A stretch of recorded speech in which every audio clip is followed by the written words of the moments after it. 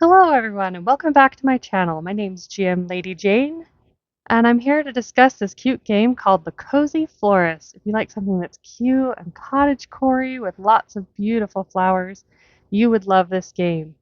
Today we're going to discuss why guilds are so beneficial. So let's get started. As soon as it loads up in here, you'll see down here on your bar, there is the guild button. In your guild, you'll notice a couple of things. We have the lobby, we have our gallery, there's a plant section, a share section, a build section, your chat. Right now our event is this lucky gift.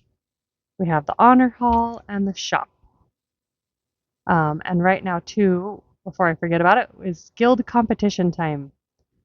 So at the very beginning, the lobby is what shows you roughly what you should expect from your guild. You've got your motto, you've got whether or not the guild has been ranked at all, how much wealth it's obtained, how many players. It also has some different things that you might want to pay attention to for announcements, that kind of thing. Underneath it, you can also see what members are in your guild, what your members have been doing, and then any applications if that's applicable to your guild. In your guild, you can show off your flowers to your friends.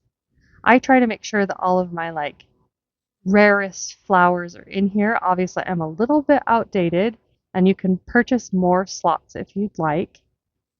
It's helpful to your leader and your co-leaders if they can see what flowers you have available so that when it comes time to do guild competitions, which I'll show you about in a second, they'll be able to save guild quests that they know that you can accomplish, right? So it's a good thing to hold on to, like to really actually show things in your gallery that you want to do for the guild quests.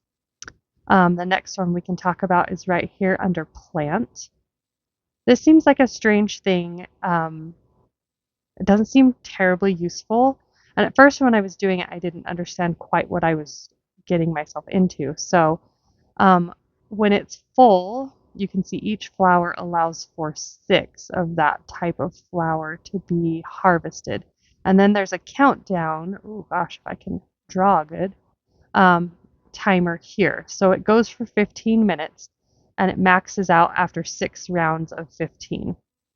What I like to do for my guild, when I first started, it was things that I felt like every customer who came into my flower shop was wanting something that had a lily of the valley in it, or a purple balloon flower, or a violet. And those were useful early game before I had any really rare flowers. But now that I have rare flowers, I like to keep some of my rarest ones in here, and you can purchase more as your guild unlocks, which is the benefit of having a higher level guild that you're a part of. Not only is there more people to pull the weight for the guild competition, but it does give you better perks. So what I keep in here are some very rare flowers for me because then I'm not worrying about timers, right? Each flower has a certain amount of time when you plant them in the plots outside. Whoa, pardon me.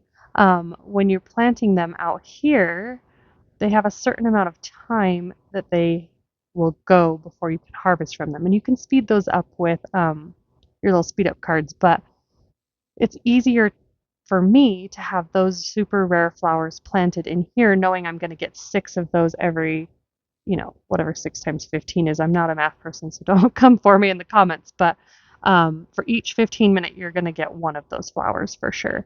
And then you can harvest these whenever you have any under your yield, which I just harvested mine, so I don't have any to show you, I'm afraid. The next section I want to talk about is our shares. So when you join a guild, a lot of times they will require you to be active in participating in this guild. Some of the ways you can choose to be active is sharing flowers. So sharing flowers not only benefits those that you're in the guild with, but it benefits you.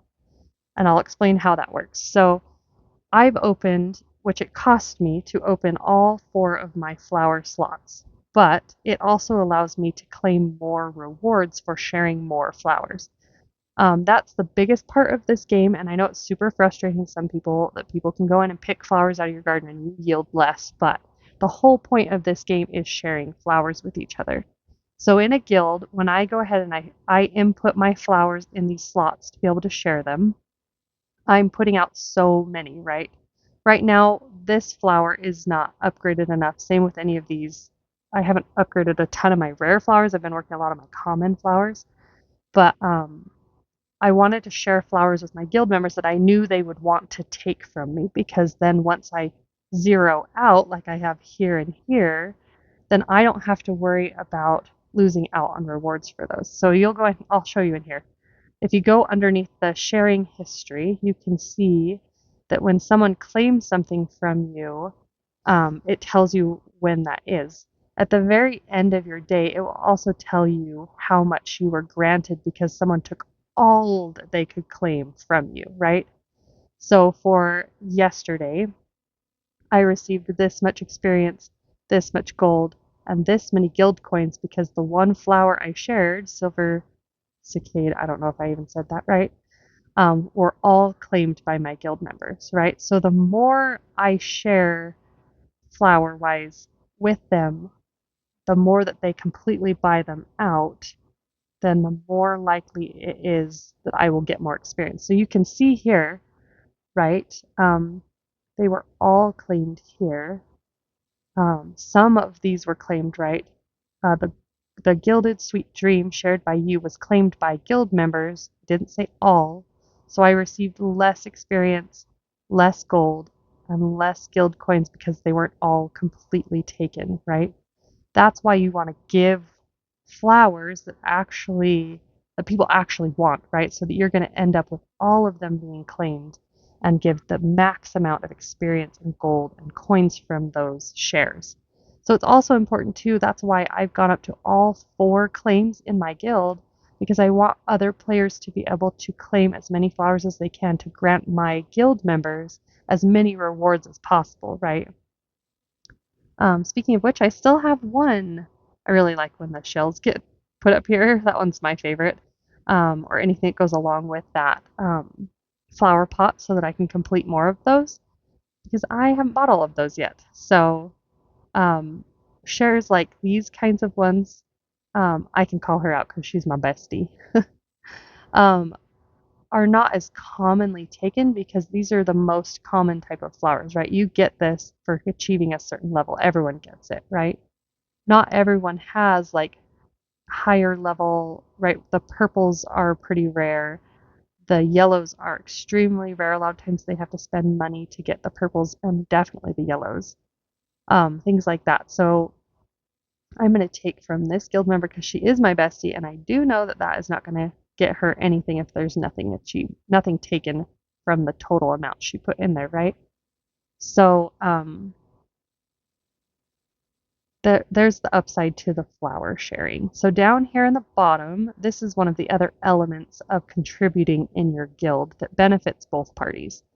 So when I go in here as a guild member, I will have one video contribution every single day, right? And it resets at midnight that I can give to my guild. It awards this to my guild, which is up here in this stat, and then it gives me this and me this, right?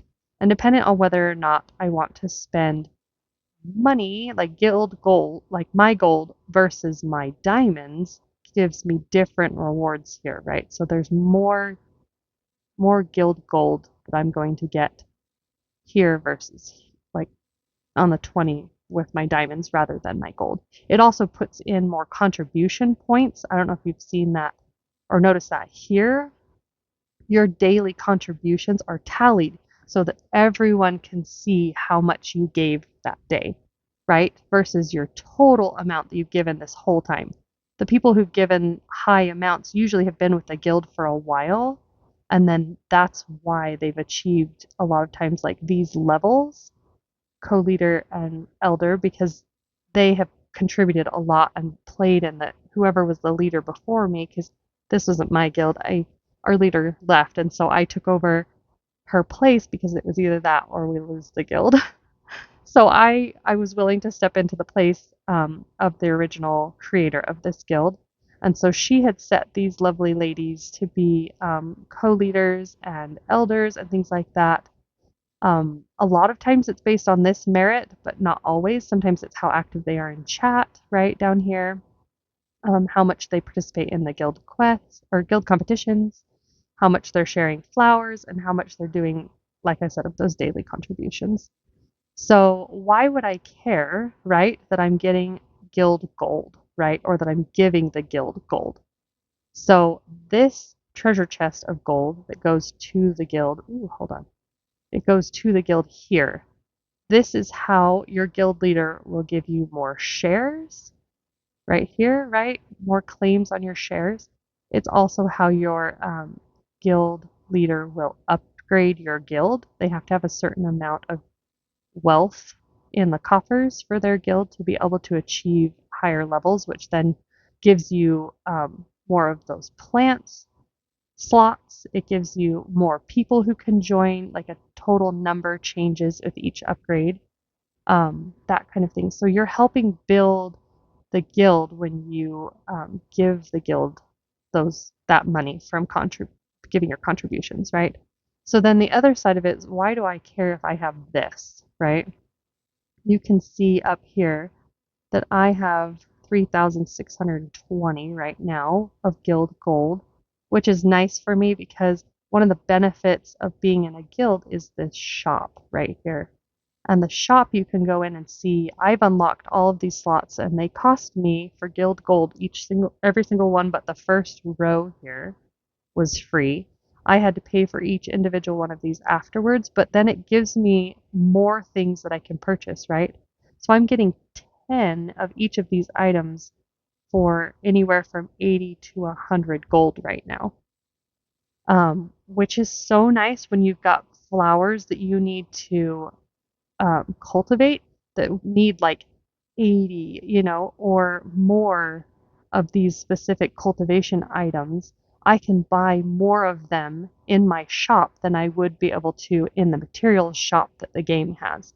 So to have more of these slots open, it also allows me to have more things to be able to purchase. But then I need that guild gold to be able to go through and purchase those things. And you get that through your daily contributions, right?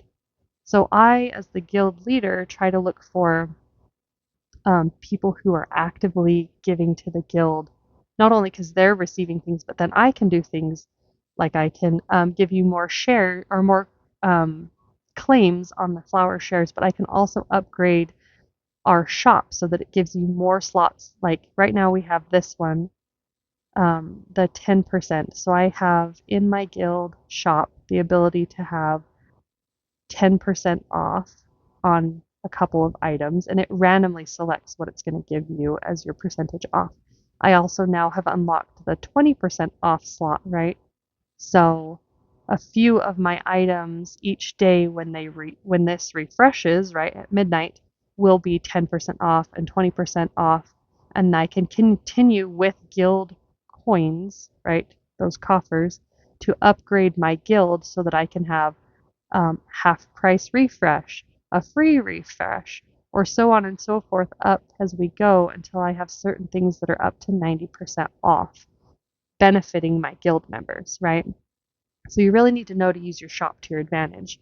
The honor section doesn't tell you a ton, just how many times your guild has won in each of the leagues that it has been in, which is helpful if you do pay attention to guild competition, which we'll get into in a second. If you're not really into guild competition, which some guilds require that in order for you to be in their guild, is that you have to participate in competition. Because when you win the first rank of any of those things, you get one of these, right? So then it gives me more discounted items in my guild shop, which is beneficial for cultivating. On to the last bit, I guess, here. Guild competitions happen Tuesday between Sunday in game time, right? So in the guild competition, whatever ranked league your guild is in, there are quests. You can see I'm in the middle of one right now. There are quests that are assigned certain point values, right? Some of them are only 9, some of them are up as high as 28. You can get, when you get in there too and you pick a quest, you can also double it with your gems to get more. Like you'll see this one right here is automatically doubled because it's got that gold banner. But if that had popped up without being the gold banner one, I would have been able to go in there and accept that quest and used my coins, sorry, um, so that I could double the amount of points that I'm getting, right? And you really want to make sure that you're getting a good amount of these coins. This side shows you how many points your guild will be getting um, in the total competition. Hold on, in this total competition, that's this number, right? Versus all of the other players, what you're ranked based on your number, right? Whereas this side of it is your how many points you're getting individually, right? So when you complete a quest like this one I have right now, I have upgraded this quest. Originally it was only asking for 200. Pardon me, that was really weird. Originally it was only asking for 200 flowers. I doubled the amount asked for to receive twice as many of these coins or these points to myself. Because when you, sorry, I swear my voice is coming back.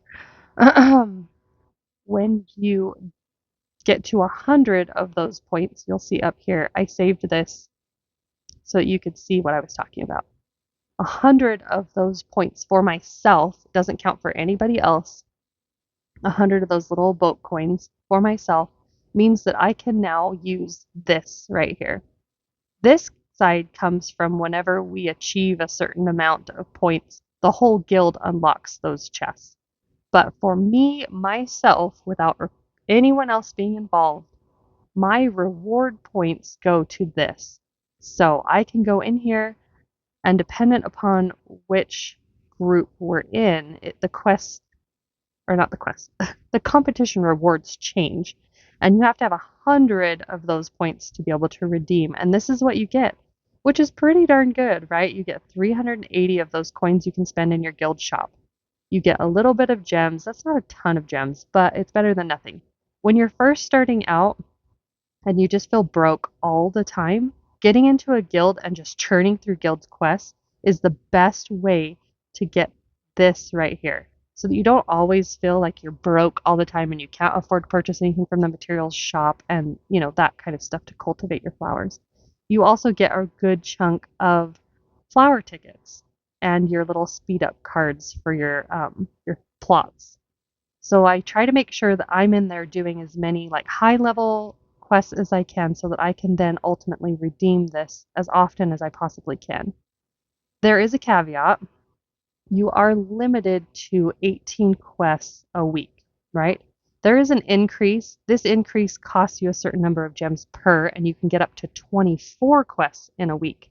So you want to optimize whatever points you're receiving for those 18 quests minimum, right? Like, because then it benefits you to get your rewards. Um, and you'll try to you can tell your guild leaders or your co-leaders, anyone who's in a ranked position in your guild can go through and delete quests um, so that there's not duplicates of random ones. Like I try to keep, if I'm going to have these like VIP ones that no one ever seems to want to do, if I'm going to have those in my guild, I want them to be double digit points, right? Because they can go as low as 9. Let's see if I even have one. The VIP can be as low as 9. The lowest point value assigned is 6. And that is for, let's see if I can find it. That's for these ones.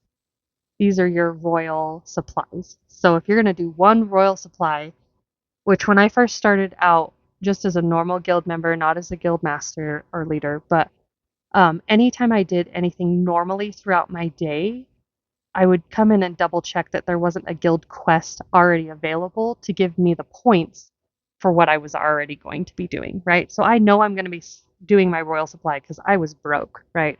Royal Supply is one of the best ways to get gold before you can unlock your guild. So I would try to do that every single day, if not that total of 3 times a day. But then once I got into the guild, I made sure that when I did my Royal Supply, I for sure had the quest checked. So then that way I was giving or getting those 6 points towards my rewards, right? And of course, when you're newly starting out, high point ones, like you're obviously not going to be able to do our new little one that they gave us from this new event, the 25ers. You're not going to be able to do any of like the really high level, high point ones, right? Like who has this flower starting out? Nobody, right? This one, if you spend the money on it, yes, you might have that. But when you're new, try to look for ones that you know you can achieve. Like if these vase ones are actually pretty easy, especially if it's like the first 3 vases that you get in game, because there's a really good chance you're already doing um like like this. Like you're already doing the low level guild flower like flower growing ones, so that way you have those already stashed in your inventory. So then you're going to go and you're going to find the associated vase with whatever that flower is that you keep doing, and then you're going to you can hear my dog scratching on the door, sorry. You're going to be able to do the vase quests much easier. The ones that seem to be the most frustrating, in my personal opinion, for the points that you're getting are these ones. Like the time isn't great. You're not getting a ton of coin or points for them, right? And it feels like a real squeeze to get all of my customer, um, what are they called? All of a sudden my brain went, yeah, customer orders. There you go. In before the time limit runs out, because these are timed. You can see from mine. You have so much time to be able to get this, to be able to claim whatever it is, and you will lose your attempt if you do miss out getting these, right? So that'll suck on that end, is that you lose on those points, but you will also lose your quest availability if you don't complete it in time. So you can go in here and you can see who's the highest ranked in your guild by how many points and how many quests that they've done. See, I've had a couple people, my guild members are awesome. I have a couple of them that are really good about buying more quests than their 18 that they're assigned. And so they're really good about like getting high number of points and really being active and involved. It's awesome. In here you'll be able to see who did what most recently. There's my um I spent diamonds to upgrade my quest that I just took. And then this new thing that they just added for us is ranking in your own guild so that you can see who's doing the most without even coming into here. It shows there will be like a little merit ship that pops up right here after the guild quest or the competition is over, and for a couple of days you'll be able to see who did the most in your last guild competition, which is pretty awesome. That we get like extra little titles, right, for doing that, and apparently they're supposed to stack too, like just like um, when you win your competition, right? If you end up ranked in first place multiple times over, you get like so many stacking rewards for that on your little flag. But apparently from what I gather, the little merits are the same way, right? The little things stack. So that's one of the benefits too, is like you get those cool titles. So that's the bulk of guilds. I hope that answered some of your questions or things that you weren't quite sure of, because I know there are a lot of people that join my guild and then just don't end up doing anything at all. Like they don't do any builds, they never share flowers, they never do competition stuff, and I sit there like, I don't understand why you joined a guild. But I'm hoping the reality is it's just such a new game that they have no idea the benefits that a guild could bring to them. And so I'm hoping by shedding a little bit of light on this, you'll kind of understand why you want to be a little bit involved. Like I'm not talking a whole second job here, right? Like my guild is pretty laid back. We try to be very casual. There are other guilds that do require you get through all of those 18 quests minimum, and you have to share a flower every day, and you have to do all of these other things that just, in my opinion, kind of take the fun out of the game. So I try not to do that to my guild members here, but when they don't actually do anything, my motto as a guild leader has always been like, if you're not going to be involved, then you're not going to sit there and take the like these little rewards, right? Which are cultivation items that you get randomly for your guild getting so many points combined together. You can see this like dashed line. That's when you get over that, it gives you one more open, right? And then it tells you how many points you need to get to the next open on that chest. So these are passive. If you don't do any quests at all in the game, you will still get these from your guild members putting the time and effort into all of these things, which I don't think is okay that you get to just sit back and like benefit from other people's hard work if you're not going to help, right? The least I can do as your guild member is make sure that you have fellow guild mates who are active and involved, who are going to say stuff in chat. Like my people are pretty good about making sure we always have the most recent codes on here and that we're chatting back and forth. They're usually really engaged. And so when I get someone who comes in that doesn't do any of those things, I am watching a little bit, right? It's not my other job, but I am watching a little bit. And so if I notice that they're just not doing anything, then I'm going to assume it's not a good fit for them because my guild mates are actually active and I want them to have fellow guild mates that are the same level of active, like have the same level of activity all the way around. So that's just my philosophy on it. But like I said, we are a much more casual guild than some of the other ones I've seen posted on the Facebook and know about from the server chat that's here that I get to see. But it's just, I don't need it to be a second job for you, right? I just want you to be able to come and play. But I'm going to make sure that you have other people that feel the same way. So I have removed a few people from my guild as guild leader for not doing anything at all the whole time they've been in there. My all-time favorites are the ones that join and then immediately go inactive, right? So if you're not participating in the guild all week and or you don't even log into the game all week because you can see under guild management here like how long it's been since somebody was online last, right? So if I end up with someone who hasn't been on for over like a whole like it's been a whole week, then I'm assuming that they're not coming back, right? Because a week's a good chunk of time to be away from a game if you're enjoying yourself. So then I let those people go, and if they come back, great. They'll get to find a guild that fits them better, right? It gets to be more about that fit, whether it fits for your play, whether it fits with the guild, like culture, whether or not you fit in there too. So those are just a few things that I do. Yeah, if you have any questions, leave them in the comments because I would absolutely love to hear it. And if you need a good guild or if you want a friend that's active, you just let me know. I'm always around. Anyways, signing off.